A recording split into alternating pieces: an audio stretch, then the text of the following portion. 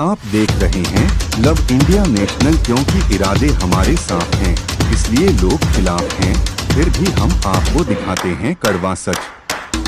जिक्र प्रधानमंत्री कर रहे थे कि उनका मन अभी सिर्फ और सिर्फ उन वैज्ञानिकों के बीच जाना है, उनसे मुलाकात करने का है।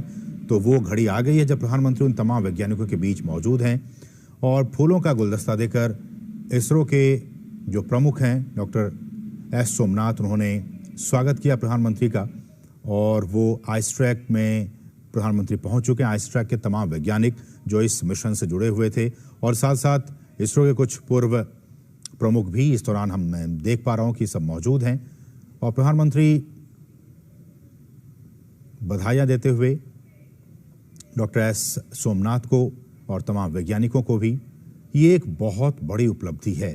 आप समझ सकते हैं कि भारत ने वो कर दिखाया है जो पूरी दुनिया चाह रही थी, बड़े बड़े देश चाह रहे थे। और इस मिशन की सफलता से कुछ दिन पहले ही रूस की तरफ से भी उसी जगह पे साउथ पोल पे भी लूना 25 मिशन भेजा गया था, लेकिन वो कामयाब नहीं हो पाया। लेकिन भारत ने बहुत ही कम लागत में एक निश्चित समय अवधि में इस मिशन को कामयाब करके दिखाया है। और हम जानते हैं कि जब हमारा चंद्रयान 3 मिशन कामयाब हो रहा था, उस वक्त प्रधानमंत्री जोहानिसबर्ग में थे और प्रधानमंत्री खुद भी वर्चुअली इस पूरे कार्यक्रम में शामिल हुए थे। उन्होंने उस वक्त भी वैज्ञानिकों को संबोधित किया था। और आज जबकि वो दक्षिण अफ्रीका में ब्रिक्स और ग्रीस की अपनी 2 देशों की सफल यात्रा के बाद जब पहुंचे, तो बजाय दिल्ली आने के वो सीधे बेंगलुरु पहुंचे। बेंगलुरु में एयरपोर्ट पर उन्होंने वहां मौजूद हजारों की तादाद में लोगों को संबोधित किया। बहुत ही संक्षिप्त बातें उन्होंने वहां रखी। उन्होंने कहा कि मैं यहाँ अपनी बातें इसलिए ज़्यादा नहीं कहूँगा क्योंकि मेरा मन उन वैज्ञानिकों से मिलने के लिए आतुर हो रहा है।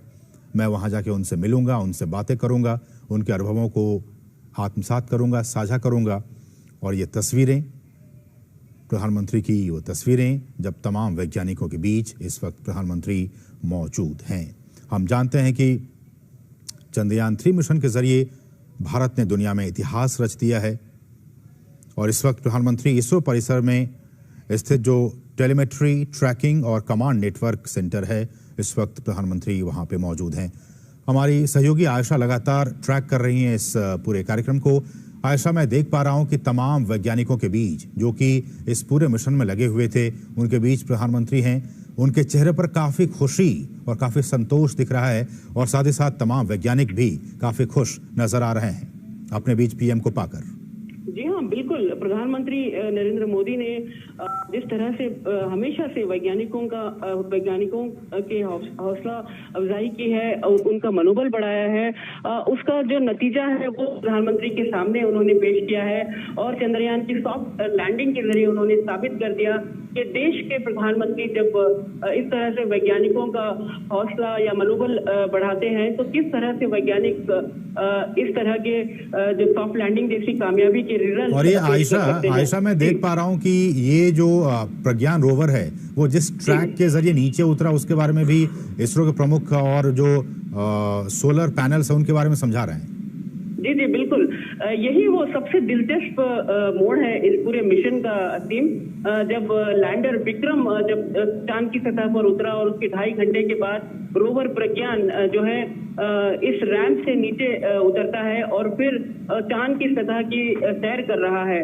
देखिए, रोवर जो है इस समय चांद पर करीब 1 सेंटीमीटर प्रति सेकंड की रफ्तार से रेंगते हुए चल रहा है। ये मानकर ये कह सकते हैं कि उसकी जो धीमी चाल है वो करीब 500 मीटर तक चलेगा लैंडर के साथ संपर्क बना के रखते हुए। और खास बात ये भी है कि रोवर अब कुछ ही दूरी पर जाने के बाद वो लैंडर की तस्वीरें भी खींचेगा। देखिए, लैंडर की तस्वीर खींचने के लिए रोवर को आगे बढ़ना होगा और रोवर में जो पेलोड लगे हैं, ये तमाम पेलोड जो है विशेष एक्सपेरिमेंट भी तय करेंगे, जिसके जरिए लूनर सरफेस और चांद पर जो भूकंप जैसी एक्टिविटीज है, सिस्मिक एक्टिविटीज कहलाती हैं, ये तमाम चीजें क्यों होती है, चांद के जो रहस्य हैं और जो चांद पर जो सॉइल है, जो मिट्टी है, इसका कॉम्पोजिशन क्या है, ये तमाम चीजें रोवर प्रज्ञान में लगे पेलोड इसके जरिए पता लगेंगी और जितने भी गहरे रहस्य हैं चांद पर, रोवर और विक्रम लैंडर मिलकर इस रहस्य से पर्दा उठाएंगे और भारत के जो वैज्ञानिक हैं, इसरो के वैज्ञानिक इस पूरे डेटा को एनालाइज करेंगे कि पूरे 14 दिन की ये स्टडी है और 14 दिन के बाद चांद पर जो है एक दिन खत्म हो जाता है। धरती पर 14 दिन तो चांद का एक दिन होता है। तो 14 दिन तक वैज्ञानिक लगातार इस मिशन में डेटा जुटाते रहेंगे, एनालाइज करते रहेंगे। तो ये इस समय इसरो के वैज्ञानिक यही दिलचस्प हिस्सा जो इस मिशन का है, रैंप से कैसे प्रज्ञान को उतारा गया, कैसे प्रज्ञान तस्वीरें खींचकर भेजता रहा और लैंडर विक्रम जो है उतरते ही चांद की सतह पर उतरते ही पहली तस्वीरें भेजा था, जहां से वो जिस जगह पर वो उतरा था उसकी पहली तस्वीरें भेजा। खास बात ये भी है असीम कि विक्रम का नाम जो है इसरो के संस्थापक डॉक्टर विक्रम साराभाई के नाम पर रखा गया है और आज डॉक्टर विक्रम साराभाई ने जो सपना देखा था भारत को स्पेस क्षेत्र में एक माइलस्टोन, एक ऊंचाई पर पहुंचाने की, वो इसरो के वैज्ञानिक आज इसे सफलतापूर्वक कर दिखा रहे हैं। और रही बात G20 की, जैसे कि हम बात कर रहे थे, प्रधानमंत्री नरेंद्र मोदी ने भारत की अध्यक्षता में G20 का जो मोटो है वसुधैव कुटुंबकम, उसको अंग्रेजी में अगर हम ट्रांसलेट करें तो वन अर्थ वन फैमिली और इसके साथ वन स्पेस भी जोड़ दिया है, यानी एक धरती, एक कुटुंब और एक स्पेस क्षेत्र, एक अंतरिक्ष, यानी अंतरिक्ष भी वो क्षेत्र अब इस पूरे मोटो के साथ जुड़ गया है, क्योंकि अंतरिक्ष टेक्नोलॉजी मानवता की उन्नति के लिए, विकास के लिए, हर देश के विकास के, न केवल भारत बल्कि जो दूसरे देश हैं वो भी चाहते हैं कि अंतरिक्ष की टेक्नोलॉजी जो है उसका इस्तेमाल कर सके। देखिए, प्रधानमंत्री नरेंद्र मोदी पिछले कुछ सालों में जिस तरह से नेविगेशन सैटेलाइट पर नजर बनाए रखी, जिस तरह से भारत ने डिजास्टर मैनेजमेंट पर एक मजबूती, एक पकड़ हासिल की है, जिसके जरिए जितने भी बड़े तूफान हो, जितने भी बड़े साइक्लोन आते हो, ये सैटेलाइट के डेटा के जरिए पहले अलर्ट घोषित होता है और इसमें कम से कम जानमाल का नुकसान हो रहा है। ये जो है पिछले 9 या 10 साल में हम अगर देखें तो इसरो ने इस टेक्नोलॉजी को, वेदर मॉनिटरिंग टेक्नोलॉजी और जो डिजास्टर वार्निंग की टेक्नोलॉजी है, इसको भरपूर डेवलप किया है, जो भारत ने दर्शाया है कि कैसे बिपरजॉय तूफान के दौरान भी कम से कम जानमाल का नुकसान हो और टेक्नोलॉजी का इस्तेमाल करते हुए इस तरह के साइक्लोन, इस तरह के डिजास्टर से बचे। और ये जो टेलीमेडिसिन की बात कहें, टेली एजुकेशन की बात कहें, ये तमाम चीजें इस स्पेस टेक्नोलॉजी का नतीजा है और एक के बाद एक जो सैटेलाइट भारत लॉन्च कर रहा है उसके जरिए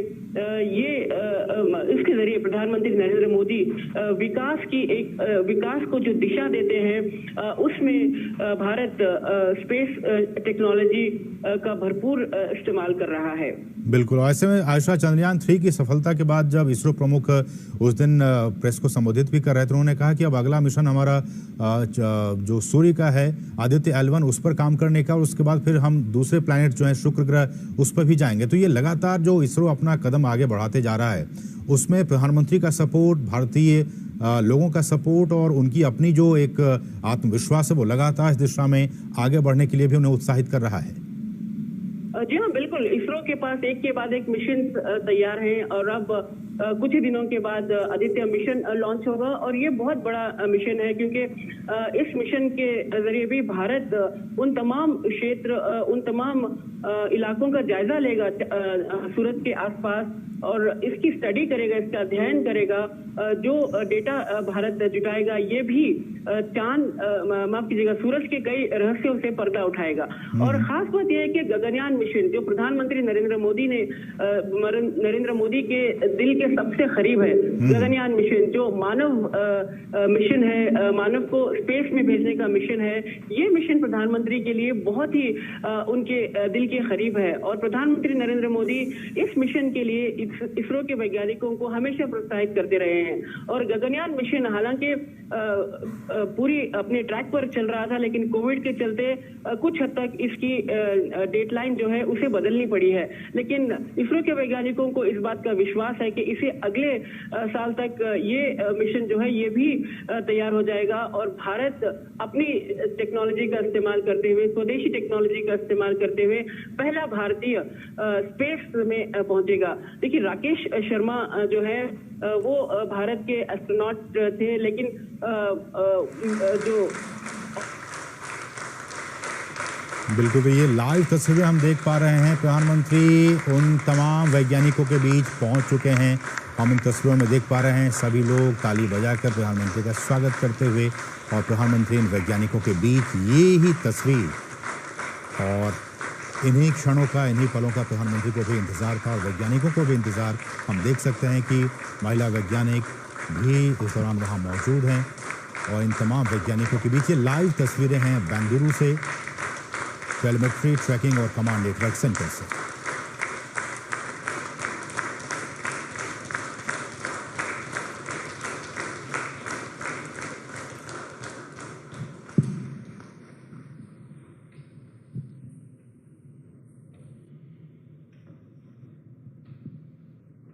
आदरणीय प्रधानमंत्री जी, आपको सुस्वागतम। On 23rd of this month, August, we made history by landing on the moon. Chandrayaan-3 landed softly on the moon. We were very fortunate to have our Honorable Prime Minister, though away, he joined us live to greet us, to congratulate us, to be with us. And thank you so much for your presence during such a historic day.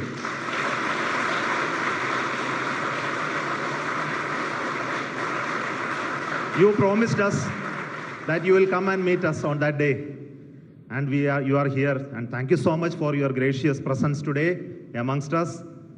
And today we look forward to your words of wisdom, your vision, your expectation from us, and for all those words we are at ears to you.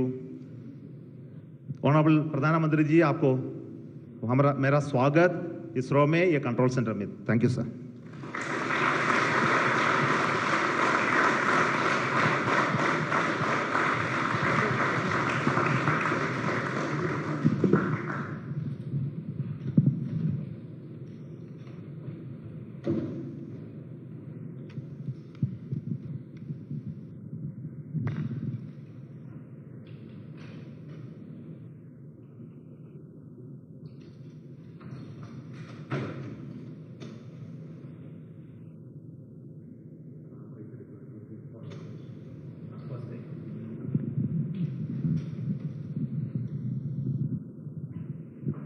So we are seeing the ramp being deployed now. This is animation. We'll see the real.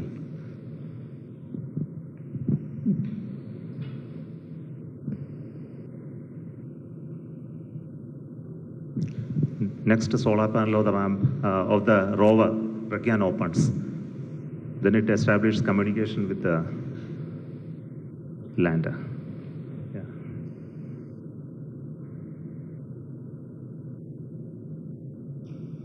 Then it slowly comes out. Now the rover has already moved 12 meters. So we'll see the onboard camera visuals.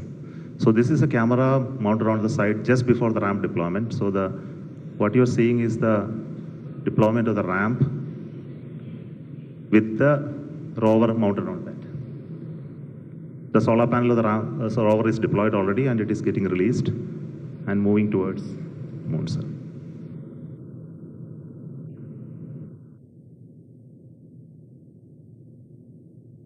So these images take a lot of time to come to Earth because data rate and processing. So now this is the early morning image of today morning. The rover is almost out of the field of view. It will turn in the day today and look at the lander and take more pictures. Thank you.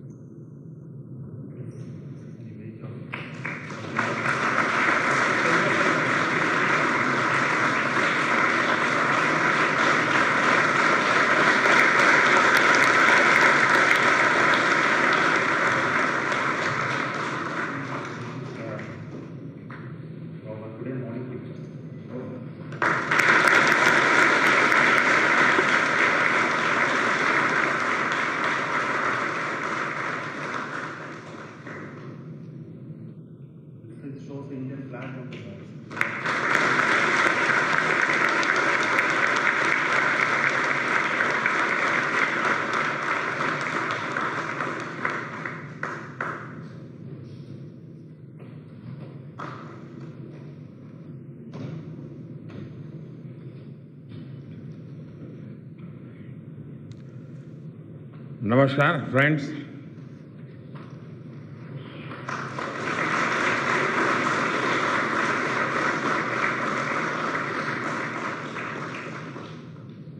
आप सभी के बीच आकर आज एक अलग ही खुशी महसूस कर रहा हूं। शायद ऐसी खुशी बहुत रेयर ओकेजन होते हैं जब तन मन खुशियों से भर गया हो। और व्यक्ति के जीवन में कई बार ऐसी घटनाएं घटती हैं कि वो बेसब्री हावी हो जाती है। इस बार मेरे साथ भी ऐसा ही हुआ है। इतनी बेसब्री,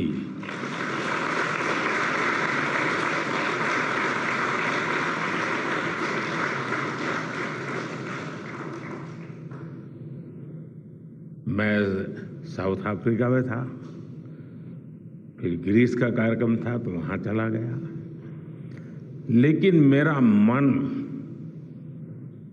पूरी तरह आपके साथ ही लगा हुआ था।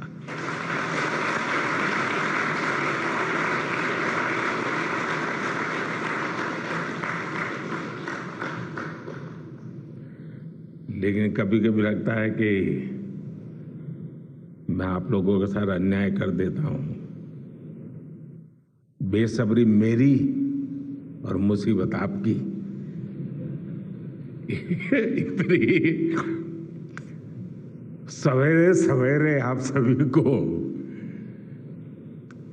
और इतना और टाइम, लेकिन बस मन कर रहा था जाऊं आपको नमन करूं। आपको दिक्कत हुई होगी, लेकिन मैं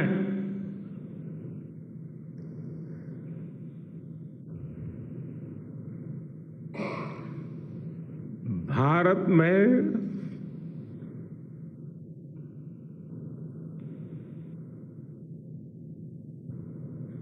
आते ही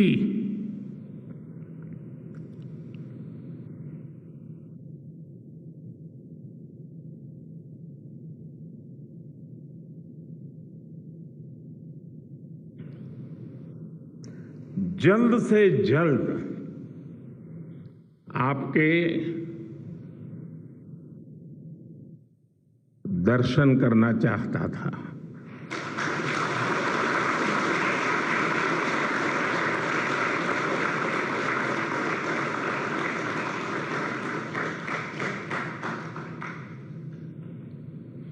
आप सबको सैल्यूट करना चाहता था।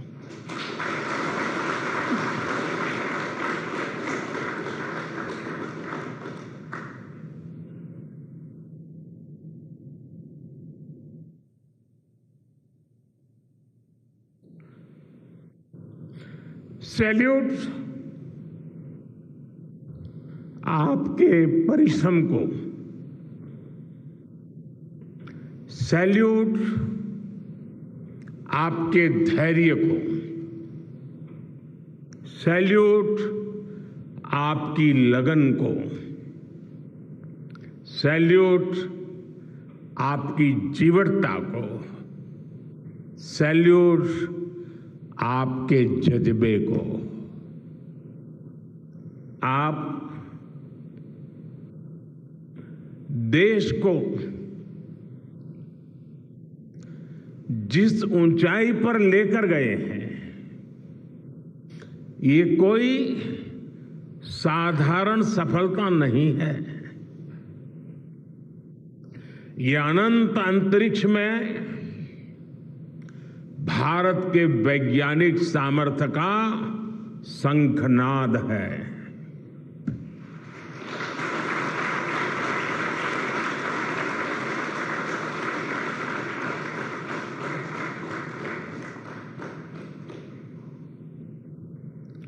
India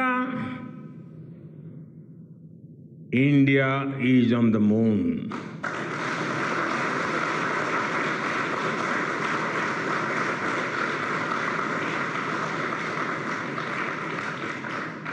We have our national pride placed on the moon.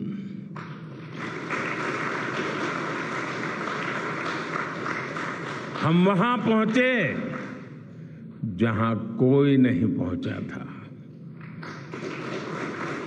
हमने वो किया जो पहले कभी किसी ने नहीं किया था। ये आज का भारत है, निर्भीक भारत, जुझारू भारत।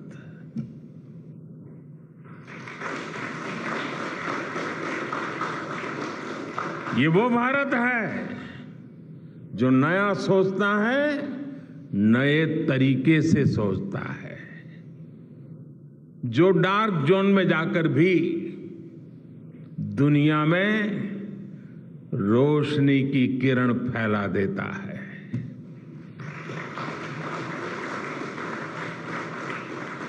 21वीं सदी में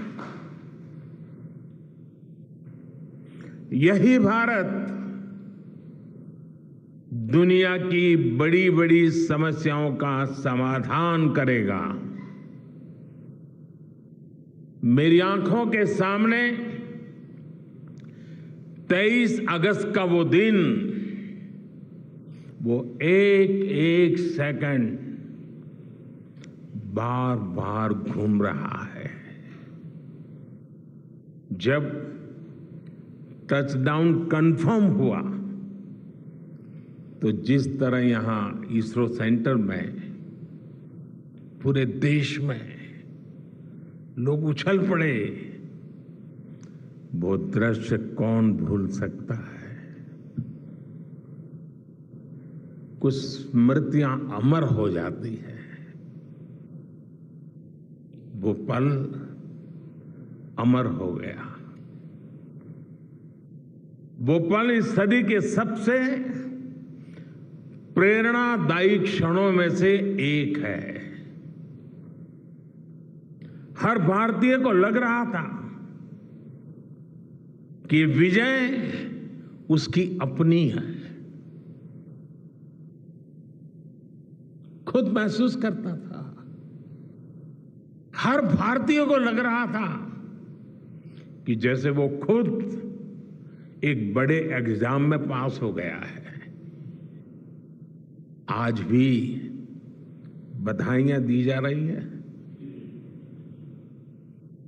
संदेश दिए जा रहे हैं, और ये सब मुमकिन बनाया है आप सबने, आपने।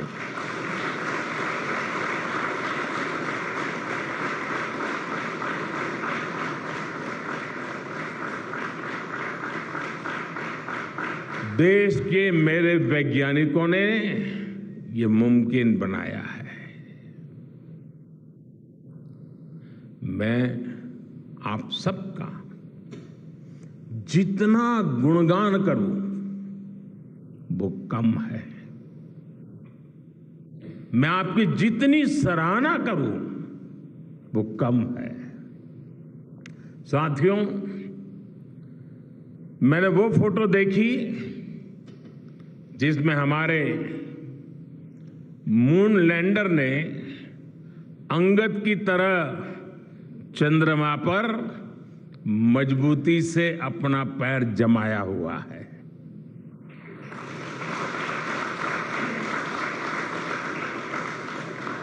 एक तरफ विक्रम का विश्वास है तो दूसरी तरफ प्रज्ञान का पराक्रम है।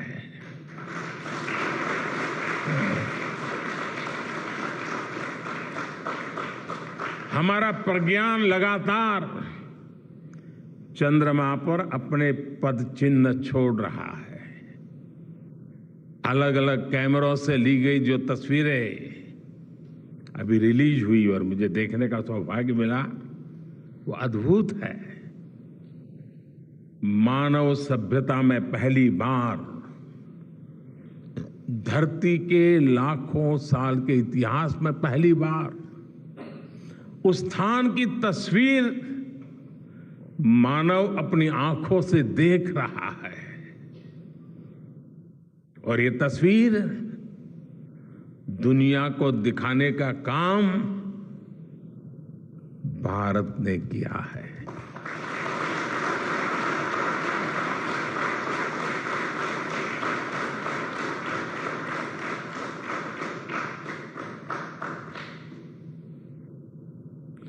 आप सभी वैज्ञानिकों ने किया है।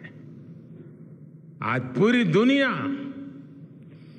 भारत की साइंटिफिक स्पिरिट का,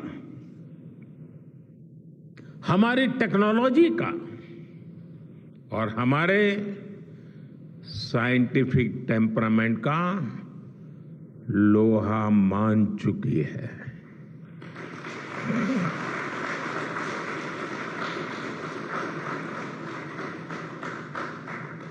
चंद्रयान महाअभियान सिर्फ भारत की नहीं बल्कि पूरी मानवता की सफलता है।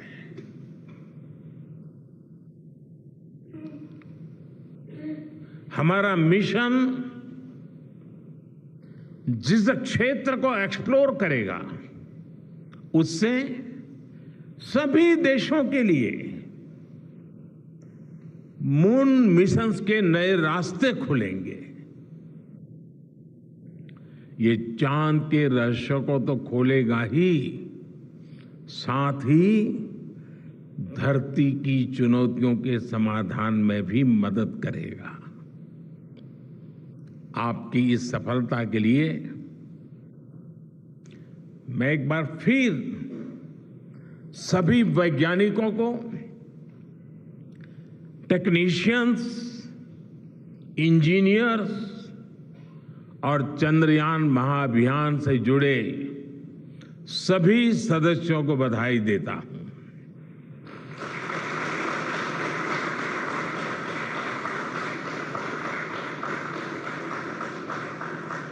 मेरे परिवारजनों, आप जानते हैं कि स्पेस मिशंस के टच डाउन पॉइंट को एक नाम दिए जाने की वैज्ञानिक परंपरा है। चंद्रमा के जिस हिस्से पर हमारा चंद्रयान उतरा है, भारत ने उस स्थान के भी नामकरण का फैसला लिया है।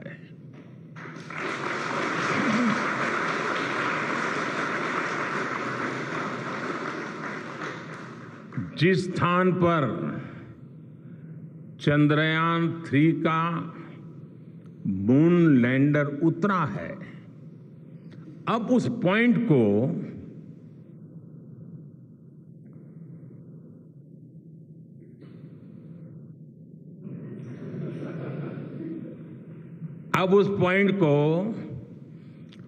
शिव शक्ति के नाम से जाना जाएगा।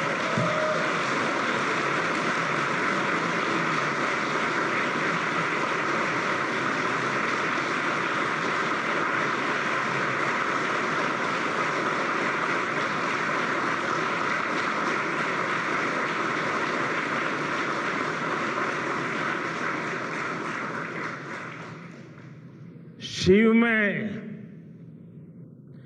मानवता के कल्याण का संकल्प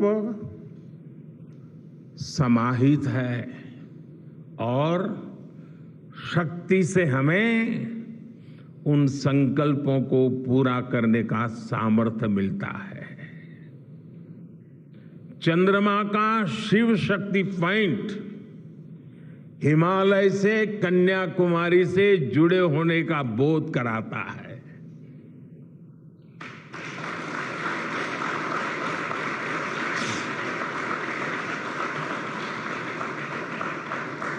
हमारे ऋषियों ने कहा है, येन कर्माण्य पशो मनीषिणो यज्ञे कुण्वन्ति वित्तेषु धीरः यत्पूर्व यक्ष्मन्तः प्रजानां तन्मे मनः शिव संकल्पमस्तु। अर्थात जिस मन से हम कर्तव्य कर्म करते हैं, विचार और विज्ञान को गति देते हैं, और जो सबके भीतर मौजूद है, वो मन शुभ और कल्याणकारी संकल्पों से जुड़े।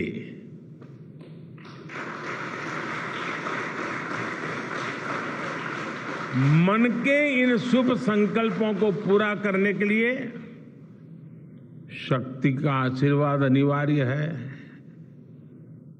और ये शक्ति हमारी नारी शक्ति है।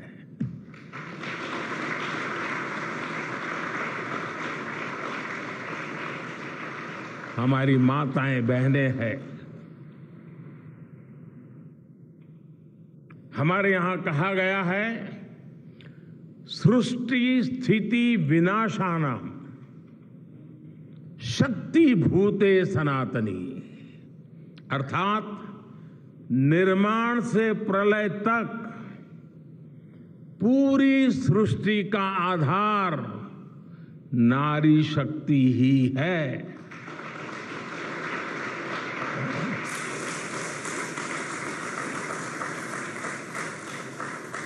आप सबने देखा है,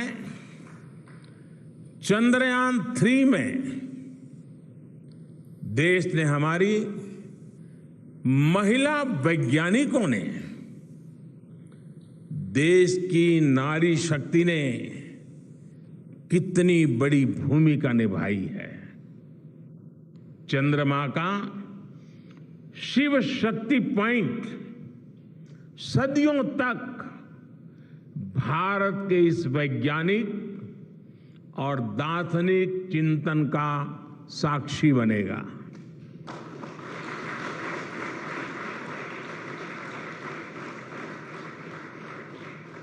ये शिव शक्ति पॉइंट आने वाली पीढ़ियों को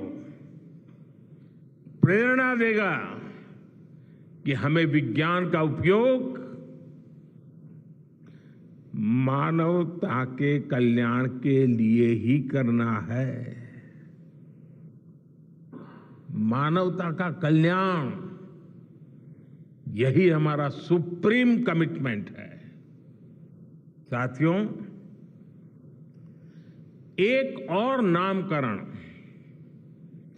काफी समय से लंबित है।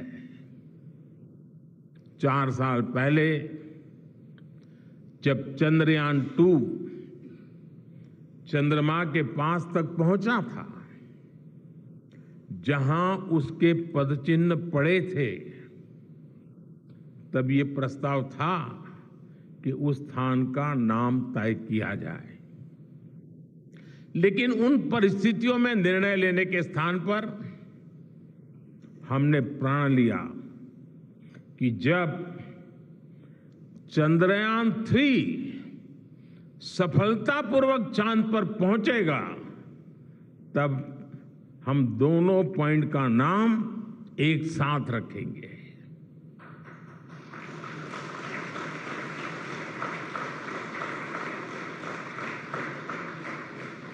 और आज मुझे लगता है कि जब हर घर तिरंगा है, जब हर मन तिरंगा है और चांद पर भी तिरंगा है, तो तिरंगा के सिवाय चंद्रयान 2 से जुड़े उस स्थान को और क्या नाम दिया जा सकता है।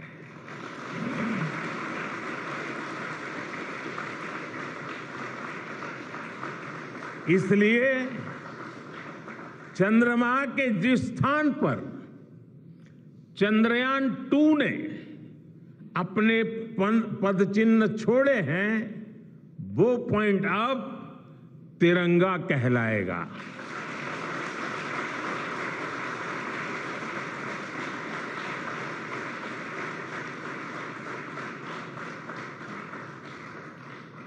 ये तिरंगा पॉइंट भारत के हर प्रयास की प्रेरणा बनेगा। ये तिरंगा पॉइंट हमें सीख देगा कि कोई भी विफलता आखिरी नहीं होती। अगर दृढ़ इच्छा शक्ति हो तो सफलता मिलकर के ही रहती है।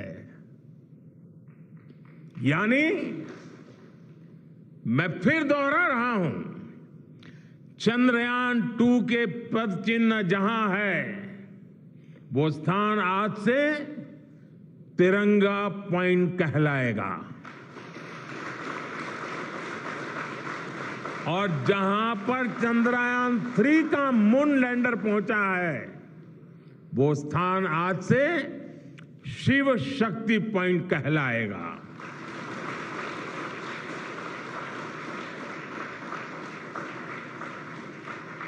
साथियों, आज भारत दुनिया का चौथा ऐसा देश बन चुका है जिसने चंद्रमा की सतह को छुआ है। ये सफलता तब और अधिक बड़ी हो जाती है जब हम ये देखते हैं कि भारत ने अपनी यात्रा कहां से शुरू की थी। एक समय था जब भारत के पास जरूरी तकनीक नहीं थी, सहयोग भी नहीं था। हमारी गिनती थर्ड वर्ल्ड यानी थर्ड रॉ में खड़े देशों में होती थी। थर्ड वर्ल्ड थर्ड रॉ में खड़े हुए लोगों में होती थी। वहां से निकलकर आज भारत दुनिया की 5वीं सबसे बड़ी अर्थव्यवस्था बना है।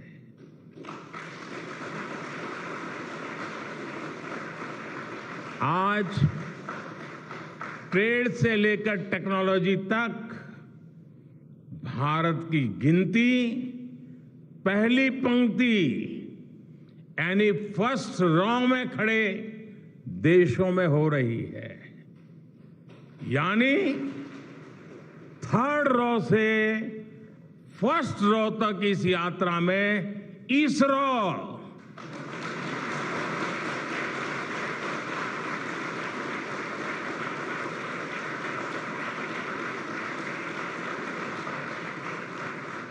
इसरो जैसी संस्थानों की बहुत बड़ी भूमिका रही है। आपने आज मेक इन इंडिया को चांद तक पहुंचा दिया है।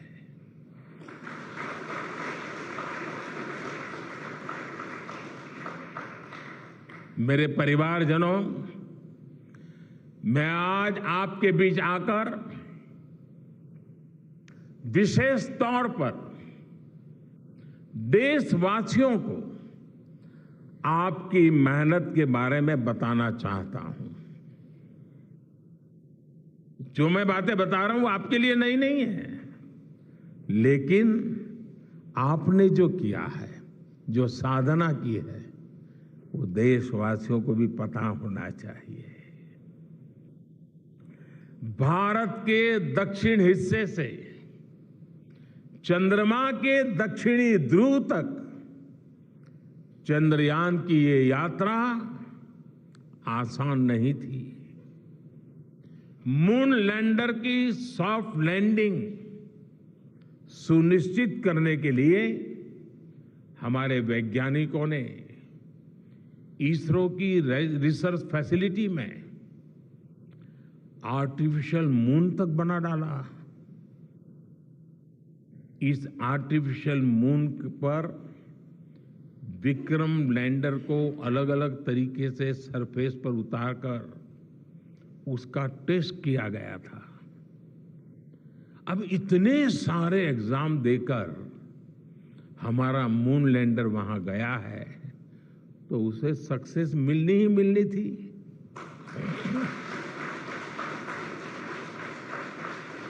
साथियों, आज जब मैं देखता हूं कि भारत की युवा पीढ़ी साइंस को लेकर, स्पेस को लेकर, इनोवेशन को लेकर इतनी एनर्जी से भरी हुई है, तो उसके पीछे हमारे ऐसे ही स्पेस मिशंस की सफलता है।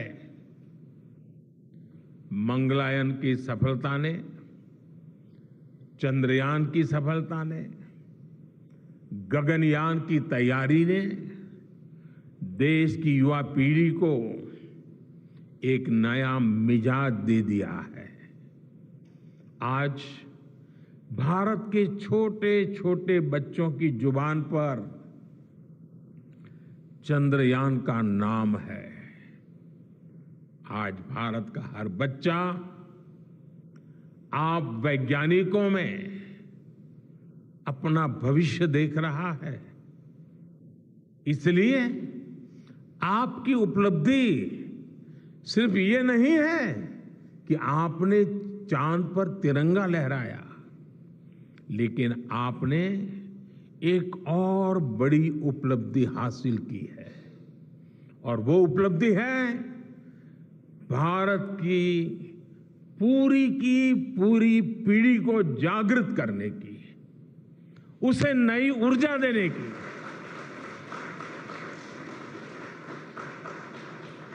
आपने एक पूरी पीढ़ी पर अपनी इस सफलता की गहरी छाप छोड़ी है। आज से कोई भी बच्चा रात में जब चंद्रमा को देखेगा तो उसको विश्वास होगा कि जिस हौसले से मेरा देश चांद पर पहुंचा है, वही हौसला, वही जज्बा उस बच्चे के भीतर भी है, उस युवा के भीतर भी है। आज आपने भारत के बच्चों में आकांक्षाओं के जो बीज बोए हैं, कल वो वट वृक्ष बनेंगे और विकसित भारत की नींव बनेंगे।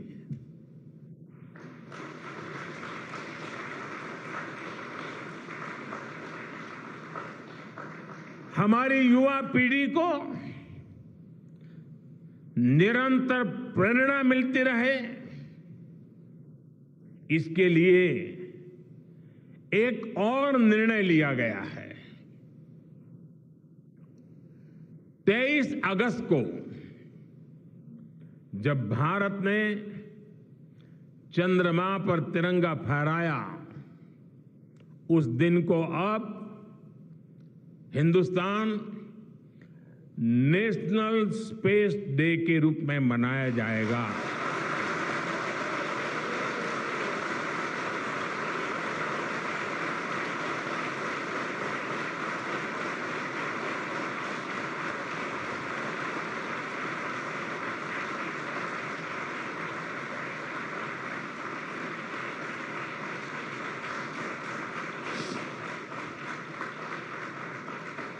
जब हर वर्ष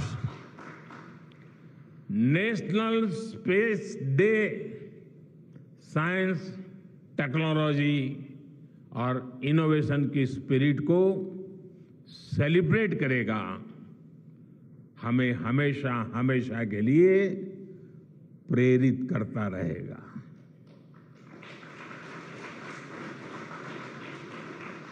मेरे परिवारजनों, आप भी जानते हैं कि स्पेस सेक्टर का जो सामर्थ्य है, वो सैटेलाइट लॉन्च करने या अंतरिक्ष की खोज से कहीं ज्यादा बड़ा है। स्पेस सेक्टर की एक बहुत बड़ी ताकत है जो मैं देखता हूं वो है ईज ऑफ लिविंग और ईज ऑफ गवर्नेंस। आज देश में स्पेस एप्लीकेशंस को गवर्नेंस के हर पहलू से जोड़ने की दिशा में बहुत बड़ा काम हुआ है। आप लोगों ने जब मुझे प्रधानमंत्री के रूप में काम का दायित्व दिया तो प्रधानमंत्री बनने के बाद मैंने भारत सरकार के जॉइंट सेक्रेटरी लेवल के ऑफिसर्स की स्पेस साइंटिस्ट के साथ एक वर्कशॉप करवाई थी और इसका मकसद ये था कि गवर्नेंस में, शासन व्यवस्था में ट्रांसपेरेंसी लाने में स्पेस सेक्टर की ताकत का ज्यादा से ज्यादा इस्तेमाल कैसे करें। तब किरण जी शायद हम लोगों के साथ काम करते थे। इसी का नतीजा था जब देश ने स्वच्छ भारत अभियान शुरू किया, शौचालयों का निर्माण शुरू किया, करोड़ों घरों को बनाने का अभियान चलाया। तो इन सब के मॉनिटरिंग के लिए, उसकी प्रगति के लिए स्पेस साइंस ने बहुत मदद की। आज देश में दूर दराज के इलाके में एजुकेशन, कम्युनिकेशन और हेल्थ सर्विसेज पहुंचाने में स्पेस सेक्टर की बहुत बड़ी भूमिका है। इन दिनों आजादी के अमृत महोत्सव के निमित्त जो जिले जिले में अमृत सरोवर बन रहे हैं, उसका भी टैगिंग, उसके भी मॉनिटरिंग स्पेस के द्वारा ही हो रही है।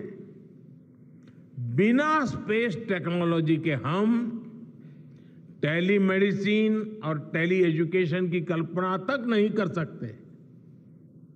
स्पेस साइंस ने देश के रिसोर्सेज के ऑप्टिमम यूटिलाइजेशन में भी बहुत मदद की है। हमारे देश के एग्रीकल्चर सेक्टर को ताकत देने में, मौसम का अनुमान लगाने में स्पेस सेक्टर जो मदद करता है वो देश का हर किसान जानता है। आज वो देख लेता है अपने मोबाइल पर अगले सप्ताह मौसम का क्या हाल है। देश के करोड़ों मछुआरों को आज नाविक सिस्टम से जो सटीक जानकारी मिल रही है वो भी आप ही की देन है।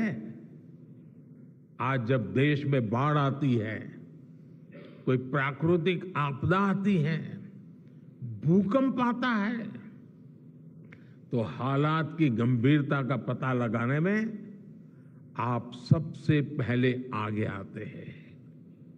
जब साइक्लोन आता है तो हमारी सैटेलाइट्स उसका सारा रूट बताती हैं, सारी टाइमिंग बताती हैं और लोगों की जान भी बचती है, संपत्ति भी बचती है।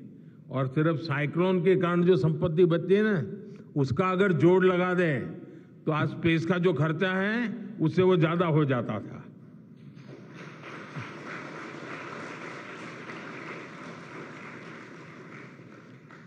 हमारे PM Gatishakti national master plan का आधार भी स्पेस टेक्नोलॉजी ही है।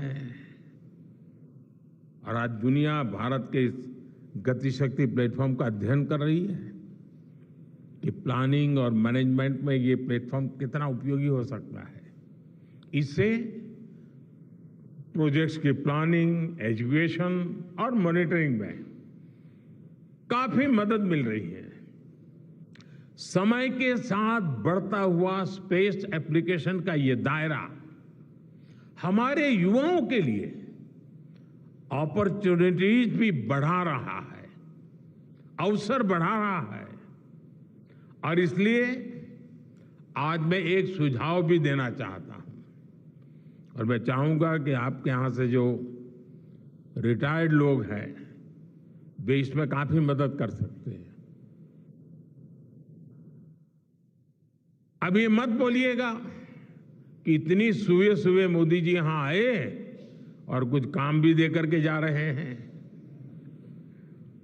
साथियों, मैं चाहूंगा कि इसरो केंद्र सरकार के विभिन्न मंत्रालय और राज्य सरकारें मिलकर गवर्नेंस में स्पेस टेक्नोलॉजी पर एक नेशनल हैकाथॉन का आयोजन करें। इस हैकाथॉन में ज्यादा से ज्यादा युवा, ज्यादा से ज्यादा यूनिवर्सिटी, ज्यादा से ज्यादा नौजवान वो शामिल हो, जुड़े। मुझे विश्वास है ये नेशनल हैकाथॉन हमारी गवर्नेंस को और प्रभावी बनाएगा, देशवासियों को मॉडर्न सॉल्यूशंस देगा। और साथियों, आपके अलावा मैं अपनी युवा पीढ़ी को एक और टास्क अलग से देना चाहता हूं। और होमवर्क के दिए बिना बच्चों को काम करने का मजा नहीं आता है।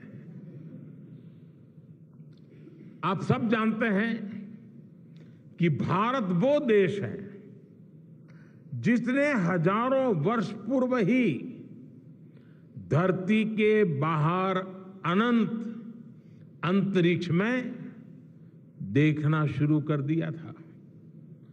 हमारे यहां सदियों पहले अनुसंधान परंपरा के आर्यभट्ट, ब्रह्मगुप्त, वराहमिहिर और भास्कराचार्य जैसे ऋषि मनीषी हुए थे। जब धरती के आकार को लेकर भ्रम था, तब आर्यभट्ट ने अपने महान ग्रंथ आर्यभट्टीय में धरती के गोलाकार होने के बारे में विस्तार से लिखा था। उन्होंने एक्सिस पर पृथ्वी की रोटेशन और उसकी परिधि की गणना भी लिख दी थी। इसी तरह सूर्य सिद्धांत जैसे ग्रंथों में भी कहा गया है, सर्वत्रैव महिगोले, सर्वत्रैव महिगोले स्वस्थानम उपरि स्थितम मन्यन्ते खेयतो गोलस तस्य क्व ऊर्ध्वं क्व वादः। अर्थात पृथ्वी पर कुछ लोग अपनी जगह को सबसे ऊपर मानते हैं, लेकिन ये गोलाकार पृथ्वी तो आकाश में स्थित है, उसमें ऊपर और नीचे क्या हो सकता है, ये उस समय लिखा गया था। ये तो मैंने सिर्फ एक श्लोक बताया है। ऐसी अनगिनत रचनाएं हमारे पूर्वजों ने लिखी हुई है। सूर्य, चंद्रमा और पृथ्वी के एक दूसरे के बीच में आने से ग्रहण की जानकारी हमारे कितने ही ग्रंथों में लिखी हुई पाई जाती है। पृथ्वी के अलावा अन्य ग्रहों के आकार की गणनाएं, उनके मूवमेंट से जुड़ी जानकारी भी हमारे प्राचीन ग्रंथों में मिलती है। हमने ग्रहों और उपग्रहों की गति को लेकर इतना सूक्ष्म गणनाएं करने की वो काबिलियत हासिल की थी कि हमारे यहां सैकड़ों वर्ष आगे के पंचांग यानी कैलेंडर्स बनाए जाते थे। इसलिए मैं इससे जुड़ा एक टास्क अपनी नई पीढ़ी को देना चाहता हूं, स्कूल कॉलेज के बच्चों को देना चाहता हूं। मैं चाहता हूं कि भारत के शास्त्रों में जो खगोलीय सूत्र है, उन्हें साइंटिफिकली प्रूव करने के लिए नए सिरे से उनके अध्ययन के लिए नई पीढ़ी आगे आए। ये हमारी विरासत के लिए भी जरूरी है और विज्ञान के लिए भी जरूरी है। आज जो स्कूल के, कॉलेज के, यूनिवर्सिटी के स्टूडेंट्स हैं, रिसर्चर्स हैं, उन पर एक तरह से ये दोहरा दायित्व है। भारत के पास विज्ञान के ज्ञान का जो खजाना है वो गुलामी के लंबे कालखंड में दब गया है, छिप गया है। आजादी के इस अमृत काल में हमें इस खजाने को भी खंगालना है, उस पर रिसर्च करनी है और दुनिया को भी बताना है। दूसरा दायित्व ये कि हमारी युवा पीढ़ी को आज के आधुनिक विज्ञान, आधुनिक टेक्नोलॉजी को नए आयाम देने हैं। समंदर की गहराइयों से लेकर आसमान की ऊंचाई तक, आसमान की ऊंचाई से लेकर अंतरिक्ष की गहराई तक आपके लिए करने के लिए बहुत कुछ है। आप डीप अर्थ को भी देखिए और साथ ही डीप सी को भी एक्सप्लोर करिए। आप नेक्स्ट जनरेशन कंप्यूटर बनाइए और साथ ही जेनेटिक इंजीनियरिंग में भी अपना सिक्का जमाइए। भारत में आपके लिए नई संभावनाओं के द्वार लगातार खुल रहे हैं।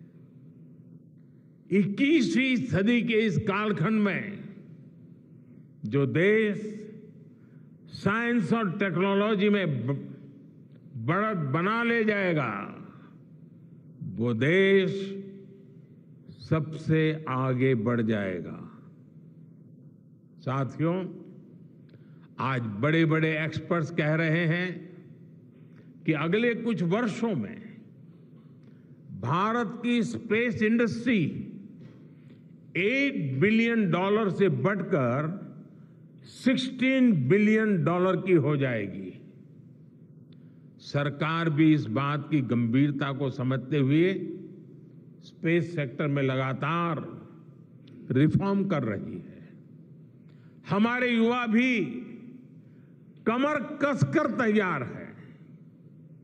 आपको जानकर सुखद आश्चर्य होगा कि पिछले 4 साल में स्पेस सेक्टर में काम करने वाले स्टार्टअप्स की संख्या 4 से बढ़कर करीब करीब 150 हो गई है। हम कल्पना कर सकते हैं कि अनंत आकाश में कितनी अनंत संभावनाएं भारत का इंतजार कर रही हैं।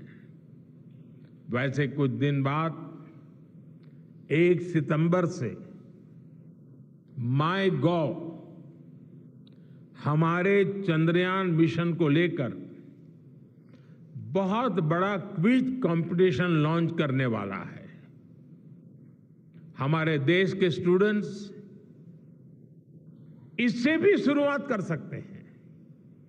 मैं देश भर के स्टूडेंट से आग्रह करूंगा कि आप सभी बड़ी संख्या में इससे जुड़े। मेरे परिवारजनों, देश की भावी पीढ़ी को आपका मार्गदर्शन बहुत आवश्यक है। आप जो इतने सारे इंपॉर्टेंट मिशंस पर काम कर रहे हैं, वो आने वाली पीढ़ी ही आगे ले जाने वाली है। आप उन सभी के रोल मॉडल हैं।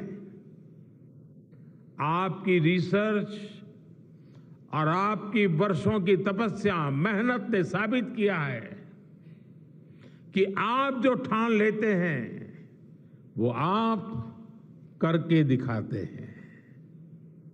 देश के लोगों का विश्वास आप पर है और विश्वास कमाना छोटी बात नहीं होती है दोस्तों।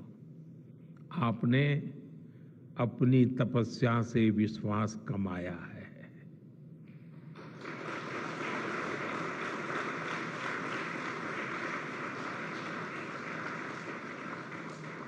देश के लोगों का आशीर्वाद आप पर है।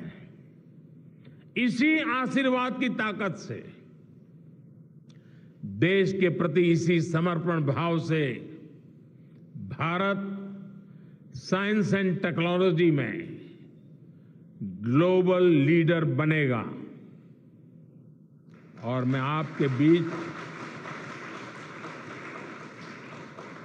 बड़े विश्वास के साथ बताता हूं, इनोवेशन की हमारी यही स्पिरिट ही 2047 में विकसित भारत के सपने को साकार करेगी। इसी विश्वास के साथ मैं फिर एक बार आप सबके दर्शन करके पावन हुआ हूं। देशवासी गौरव से भरे हुए हैं। सपने बहुत तेजी से संकल्प बन रहे हैं